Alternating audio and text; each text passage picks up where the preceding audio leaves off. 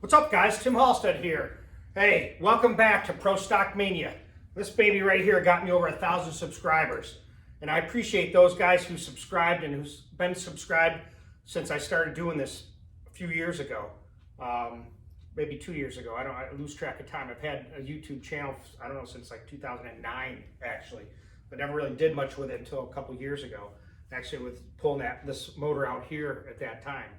But I made it over 1,000. That's pinnacle for me, and that was my goal. And I appreciate everybody's effort to help me out. All the sponsors, people tuning in. So what I learned from that is that people are really into this old pro stock stuff. You know, that we think maybe Bob Glidden's intake, heads, and carbs, which we'll kind of get into that. But it's funny. I've been racing Clevelands for 39 years and never had a tunnel ram or 2.4s, always stuck with a single carb and intake, pretty much the same combination for 20-something years. Somehow when I got these parts and I started investigating them and realizing that, bam, something snapped. This is something I want to do. I want this done. I want this thing breathing fire. Look at this. If this thing can make 752, this thing can make 800 horse with these two dominators on here. It's pretty damn cool. You just don't see this anymore in the detail that I showed. And I'm pretty pumped that I'll kind of let you in on where we're at. The guy that sold me these parts is named Matt Adams. He's from Warren, Michigan.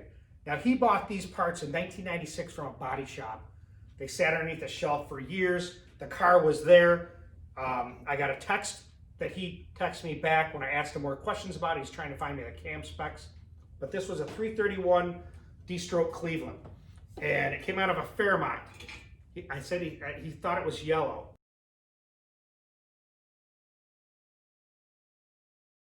And painted. But it had all the stuff, the Pro Stock scoop, the suspension, and he bought the whole motor. But the thing had blown up, and he got rid of the block. It had Brooks rods in it, I think Brooks pistons, and he just kept the heads, intake, and carbs. And he was going to build a Pro Stock Falcon, but never got around to it. He's got a nice old Ford truck and a mint 69 Mustang with a 390 in it. And he's got a bunch of projects. But I appreciate meeting you, Matt, and hooking me up. And this kind of got me going on this mode, this Pro Stock mode, because I want this thing to be running. Now, it isn't going to be running next week, obviously. I'm starting to collect parts for it now. I got the water pump a little while back, the motor plate with a water pump on it from Bob Glidden's Pinot and the oil pan. And then with it was the water pump drive that bolts onto the front. You've seen them bolt on up here. I'm going to do that. That'll look pretty cool. But yeah, here's the stuff I've learned about this. And another big contributor was Animal Jim. Great guy. That guy remembers everything. I'm talking how fast he went, what the 60-foot time was, what the cloud cover was, and the temperature. He does not forget anything. But he was a big Cleveland racer, and we had a big talk about that. And he humbled me. He sent me an email telling me about my appreciation for this. And, you know, he's 81. And I think it brought a smile to his face, and he's into the channel now. So, yeah, I want to do some Pro Stock Mania. I got this. I think I'm going to stick with this combo, keep these carbs on here. Blake Livingstone with an E. I got these carbs from him, and I got another UR19. So I think I'm going to try to put together two. I think I can do that. I've been talking to another guy, Jimmy Huff, big Cleveland fanatic. You know him from Facebook. He's got the Hoopty Wagon. He runs high port heads. Now, talking to him recently last night and stuff, I ended up getting a Pro Stock oil pan from him. I may use with this, but that guy had at one time 25 sets of high port heads. I mean, that's unbelievable to me. And man, he knows them inside and out. So I've been finding a lot of interesting configurations on the exhaust ports, on the shape. And I'm going to make another video with just Pro Stock head ports, pictures, that kind of stuff, and use the ones that I have here, the ones with the vane. These are Steve Kinzel's. Put those on there, give you a little more detail on that, and compare them to these. And start figuring out what I'm going to do for parts for this. He had a nice Hank the crankshaft, but I think I don't know what I'm going to do. I don't know if I'm going to stick with small cubic inch, the 331 stuff, because I think you got to spin them to the moon, you know, 9-10 grand to get them to make power. I don't know. That's something I need to learn.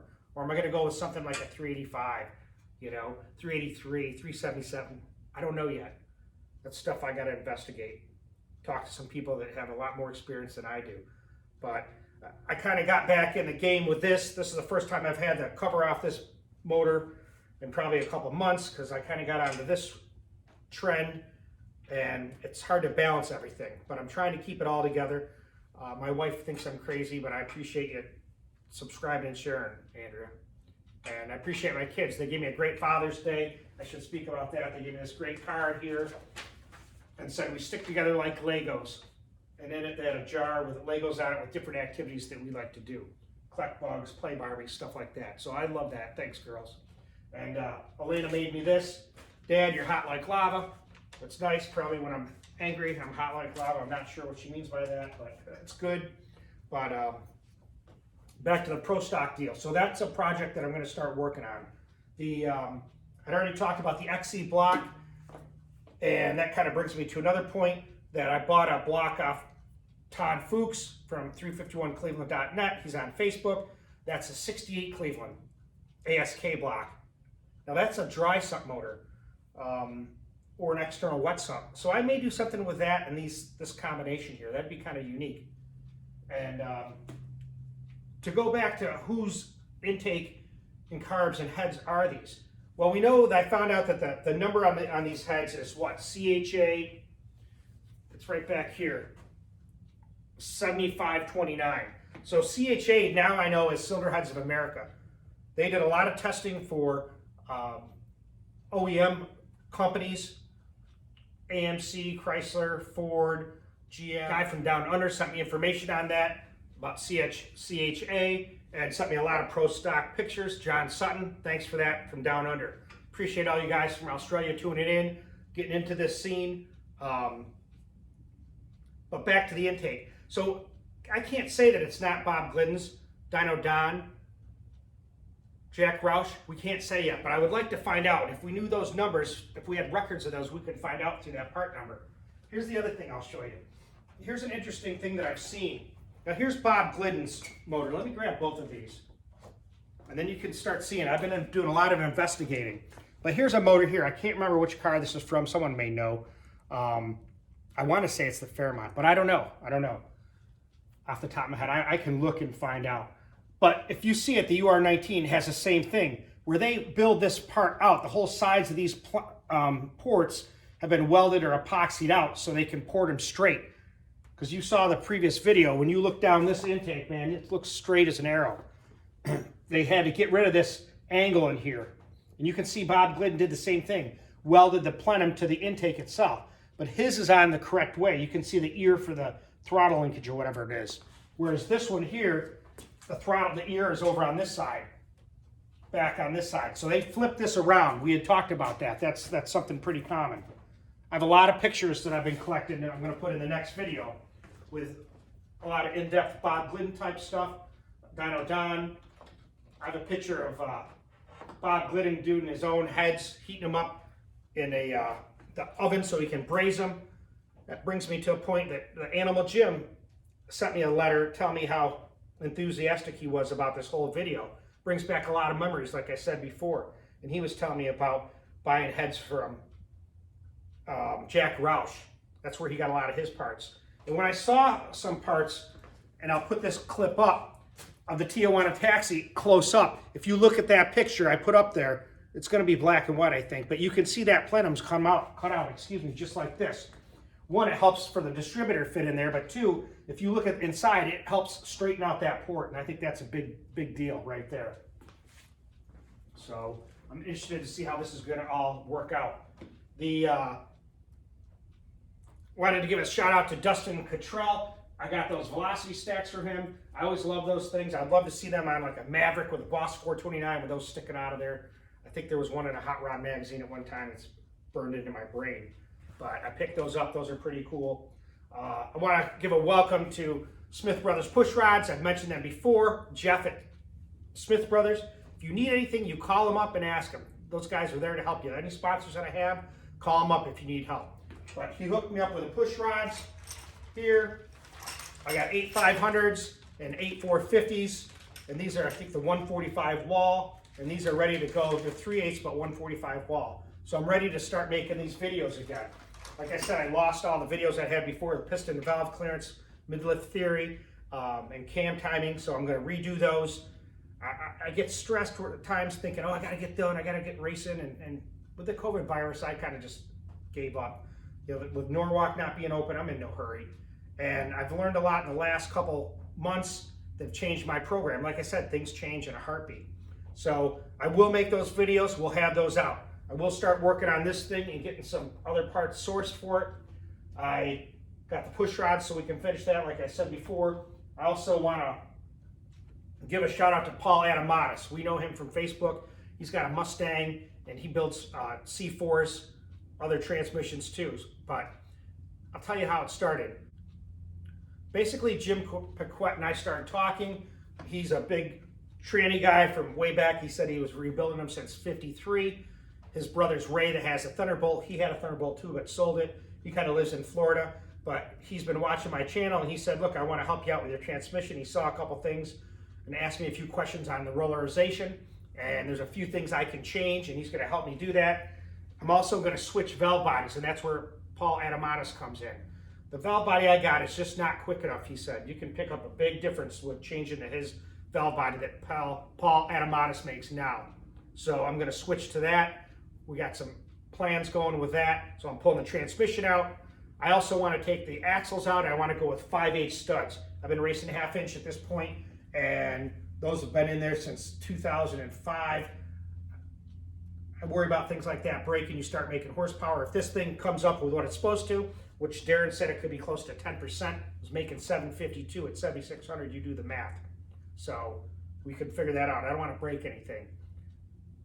And I can start working on that transmission, more episodes. Now, here's the deal. These two intakes, this is what we're going to test on this. When I dyno this thing, it made 752 at 7,600 with this intake. The Scott Cook Air Supremacy and APD 1050 Dominator. Ran 966 at 137 something. With this intake and this carb, this Pro Systems carb, the thing was running 968 at like 135, 134, somewhere around there. Here's the deal. Didn't pick up much between the two. Now that the heads have been done by Morgan and this intake has been ported by him with an AR anti-reversion plate built in, we'll see how these two match up against each other. You know, that being a Dominator and that being a 4150 car. But that's the King Cobra by Pro Systems, 1120 CFM. That thing's going to rip some rubber, I'll tell you right now. Got a good feeling about it. But that's what I want to do on the dyno test with this, which is going to be coming up. Test it with this first and see where we pick up, and then switch to this and see where we are. Then I'd like to race that, because you know, we all know that dyno numbers don't always correlate to the track. Big difference there at times. And kind of give a shout out to Billy Ray, Morgan, and Todd Fuchs, Jimmy Huff. Billy's on his U.S. tour. If you know anything about that, he drives around from state to state, hooking up with Ford guys and trading parts and bringing parts, buying stuff. And he's bringing the 68 Cleveland block from Jimmy Huff, the ASK block. That's a 4-bolt main block, but it's set up for external sump, which is something I might want to do with this. I talked about that before, about setting up external wet sump or just a wet, dry sump system. Alleviate all the oiling aspects of it. So he's coming up with that engine block and that Pro Stock oil pan I got. So hopefully that might go with this situation here, this combination. But yeah, I appreciate Jim Paquette's input and Paul Adamatis. That's awesome. Let me give another shout out while we're talking about that intake. Two things. First is that intake looks brand new, and that's because Scott Miller at Illuminu took care of it. He's got a vapor blasting setup, man. It doesn't change anything in the grain or the appearance of the metal other than make it look brand new. That intake's never looked better. I'm really pumped. I'm going to send this UR19 because this thing looks like a war wagon, and I'm going to send that TFC to get cleaned. And I really want to give a shout out to him. Great job and quick turnaround. The other thing I want to give a shout out to is Scott Cook, SCM, baby, Australia. Thanks, Scott, for hooking up with me and sponsoring me and helping me with the intake for the DragBoss 427. It's going to be a killer motor. And the block's right here. But he's going to make his race intake to match the Blue Thunder heads that Darren Morgan's going to port. So he's going to port those heads and Scott Cook's race intake. My goal is 800 to 850. I think I can do it. Right here, if, like I said before, if this made 752, this thing should be able to make 800 horse. We're winding down on this because I didn't want to make it too long. I just wanted to make a quick vid to thank you guys for subscribing and sharing my vids, getting this information out there. Because this stuff isn't seen much.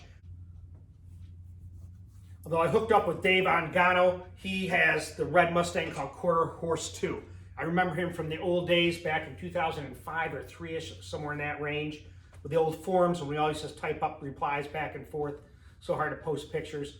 And he has a Quarter Horse 2 Mustang. It's a Fox body. That thing's running in the 9s. He's in the small blocks, I think he had a 331 and a 347. So he subscribed to my channel and I did his. He has a lot of racing videos, kind of like me. I thought I was the only guy doing this. His, I think, has some better quality. And I just got a computer over there off governmentdeals.com. So I'm going to make a little computer setup so I can have a better way of recording stuff and editing, so I can make them a little bit better than just me sitting in my garage using my phone. But they come out pretty good. So I appreciate that. Thank you guys for hooking me up with 1,000 subscribers, and try to get a good program growing here that you can get a lot of information out of for your own racing program and see racing history make some horsepower. Because I heard Cleveland's make power.